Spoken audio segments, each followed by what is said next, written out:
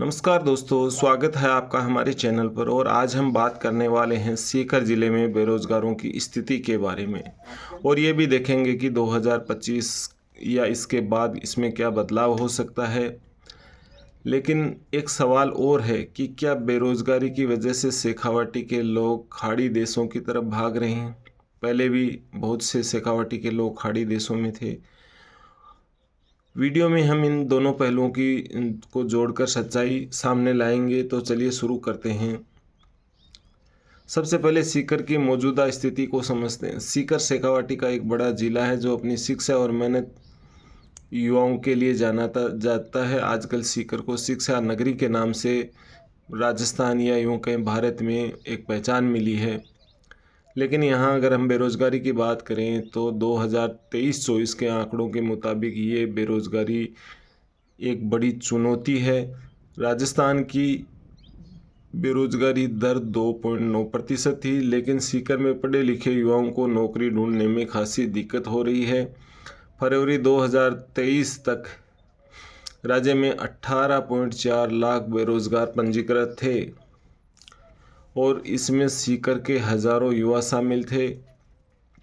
वर्तमान में लगभग ये आंकड़ा एक अनुमानित आंकड़ा है जो 20 लाख तक हो सकता है। यानी राजस्थान में 20 लाख बेरोज़गार बैठे हैं।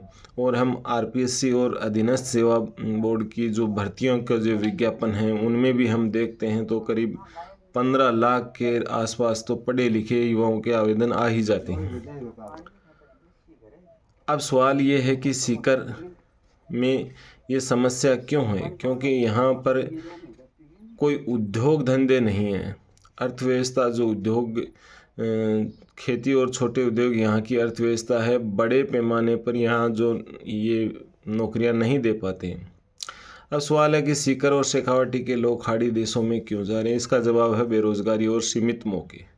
सीकर में बड़े उद्योगों की कमी है, स्किल मिसमैच और खेती पर बढ़ता दबाव युवाओं को मजबूर कर रहा है खाड़ी देशों की तरफ। शेखावाटी क्षेत्र से हर साल हज़ारों लोग सऊदी अरब, यूएई, कतर, मस्कत और अन्य, जबकि आजकल तो जो जहां इजराइल जैसे देश जहां युद्ध चल रहे हैं वहां पर भी मजदूरी के लिए जा रहे हैं। ये लोग ज़्यादातर कंस्ट्रक्शन, ड्राइविंग या छोटे मोटे कामों में ही वहां पर जाते हैं, क्योंकि वहाँ स्किल से भी अच्छी कमाई हो सकती है। लेकिन ये सपना हमेशा सुनहरा नहीं होता है। वहाँ पर कम वेतन, शोषण, पैसे बकाया जैसी भी समस्याएं आम होने लग गई हैं।